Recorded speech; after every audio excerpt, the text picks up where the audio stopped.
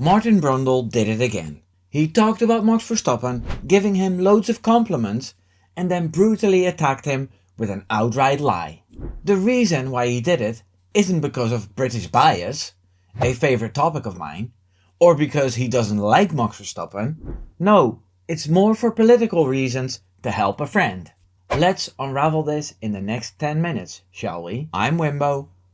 Here's 3 seconds to leave a like. Let's start off with the actual quote that got me so worked up, so we can dissect it later. I read this article on Motorsport about Martin Brundle talking about the Verstappen to McLaren rumours. As always, he did his talking on the Sky Sports F1 broadcast. Max Verstappen's future is a very popular topic, as he's the best driver on the grid and he's not happy. He's not happy with the new regulations, which are killing the actual driving in favour of managing batteries, and he's not happy where Red Bull is at right now. So he's holding off on signing a new contract with Red Bull until he knows they are competitive or not. For a long time he was linked with Mercedes, as Toto Wolff made it no secret he wanted to sign the Dutchman. At the moment it looks like George Russell has a contract for next season, but that's not confirmed yet. So Verstappen's management had a talk with Zak Brown, which created the story of Verstappen potentially moving to McLaren, where Verstappen's friend and engineer Gianpiero Lambiase is moving for the 2028 season.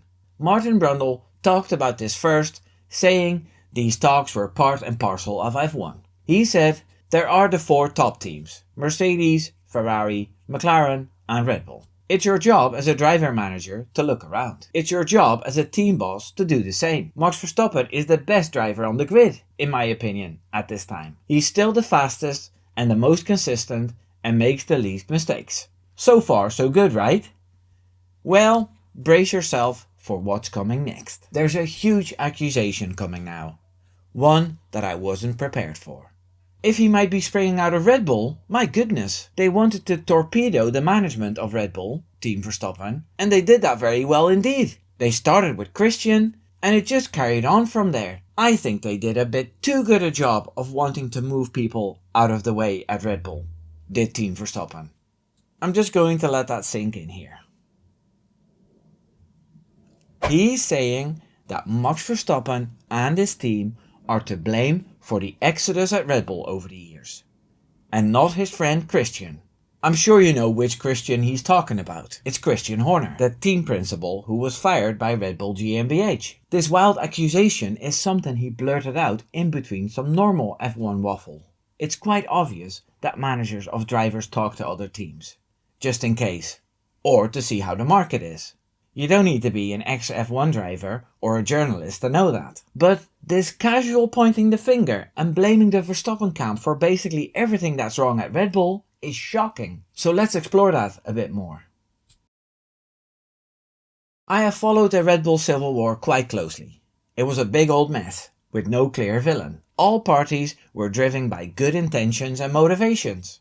But when you look at the facts, it all boils down to power. I've spoken at length about this in other videos, but I'll do a quick recap here. Dieter Magicis passed away, which led to a power vacuum. Christian Horner ran the team from day to day for 20 years and they had great success that way. Horner's ambition was to become a part owner of the team.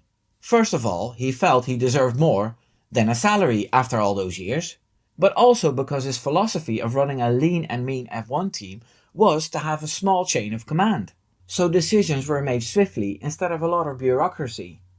The Thai segment agreed to this, and with their backing, Horner became bolder in his decision making, which created conflicts with the man who hired him, Helmut Marko. The Austrian advisor for Red Bull was placed between Red Bull GmbH and Red Bull Racing as a buffer. And effectively, this made him more powerful than Horner. This friction went on for a bit, and it led to Horner wanting to bypass Marko to finally get his equity in Red Bull, something the Austrian side of Red Bull was against. When Marko made some remarks about Checo Perez, the Horner camp saw this as an opportunity to get Helmut Marko out of the way. This is where Max Verstappen and his camp, as people like to call it, stepped in. Marko hired Verstappen and loyalty means a lot to them. So they said, if Helmut Marko goes, we'll go too. Red Bull didn't want that. So basically nothing happened. I think Some decision making was taken away from Helmut Marko when it came to hiring and firing drivers. But I don't want to get into all that now. What happened next and where it came from, we can only guess. But Horner's personal assistant filed a claim against Horner for controlling and inappropriate behavior. It felt like the Austrian side clapped back from the assassination attempt on Marko with the Checo remarks. When the Red Bull appointed barrister cleared Horner, the WhatsApp messages between the PA and Horner were leaked. This was all at the start of the 2024 season. And it was not a fun time as a Verstappen and Red Bull fan. Horner was cleared for a second time and the civil lawsuit the PA filed was settled out of court. I bet she doesn't have to work for a while now. Thanks to the internal struggles and a falling out between Horner and Adrian Newey, the aero genius announced he was leaving. And he ended up at Aston Martin.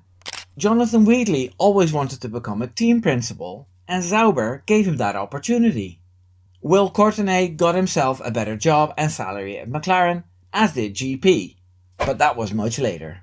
Eventually, Christian Horner did get fired by Red Bull. The Thai side dropped their support and sold the 1% extra they had to an investment group. Laurent Mekies took over as team principal. Christian Horner went on gardening leave, which expired in April, and ever since that moment, we have seen Horner popping up here and there. There was a rumour he might join Aston Martin, but Newey wasn't in favour of that. Briatore and Horner at Alpine was an idea, as Alpine has 24% of stock to sell, and a whole new Chinese team was rumoured when manufacturer BYD showed interest. This, in a big nutshell, is what happened at Red Bull. Martin Brundle calls Christian Horner a friend, which I always find a little bit odd, seeing how Horner was treated by Sky Sports F1. Brundle's colleagues were always pretty rough on Red Bull. Cheating allegations were always blown up, driver decisions were criticised, and Red Bull's drivers were decimated in their podcasts. Who needs enemies when you have friends like that? In any case, I feel like Brundle is doing a bit of lobbying for his friend Christian.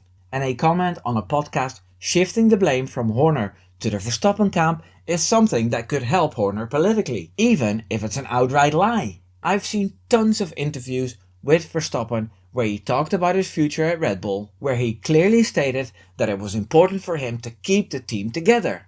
That's quite the opposite of wanting to torpedo the management.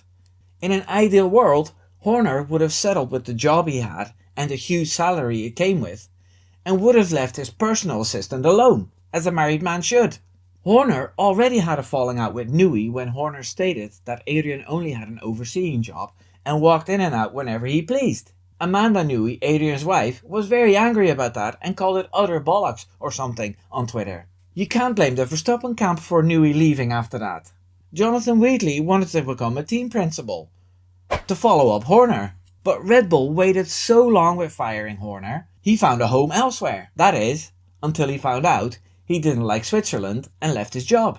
I wonder where he'll pop up. In any case, the Verstappen camp didn't torpedo him out of Red Bull. When it comes down to Horner himself, Verstappen stated many times that he likes Horner and they are texting each other on a regular basis. Jos Verstappen doesn't like Horner, that's true. But that relationship wasn't important at all at Red Bull. Jos is Max's advisor, but Max makes his own decisions when it comes down to it. Blaming Jos for Horner's sacking is a cheap deflection. It's easy to find support because even a lot of Max fans hate his father. I don't. As a Dutchman myself, I understand his direct, blunt approach to things, and I admire his discipline when it comes to sticking to his principles. I'll probably get hate for this, but so be it. Horner's sacking was a bit like how in mafia movies one of the bosses gets whacked. It was real greaseball shit. Austria and Thailand got together and decided the situation wasn't helping the team in the long run. They were tired of the bad publicity that came with Horner's rebellious attitude in the paddock and decided to whack him with a £100 million paycheck. Max Verstappen had nothing to do with that.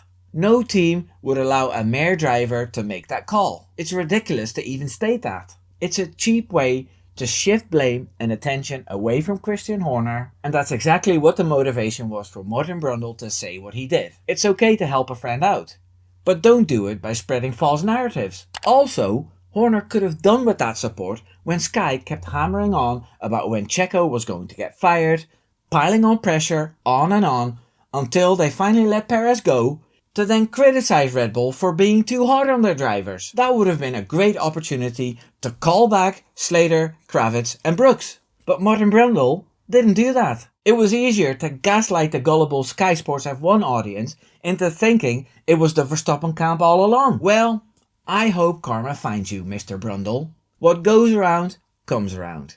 Subscribe. Take care now. Doei doei.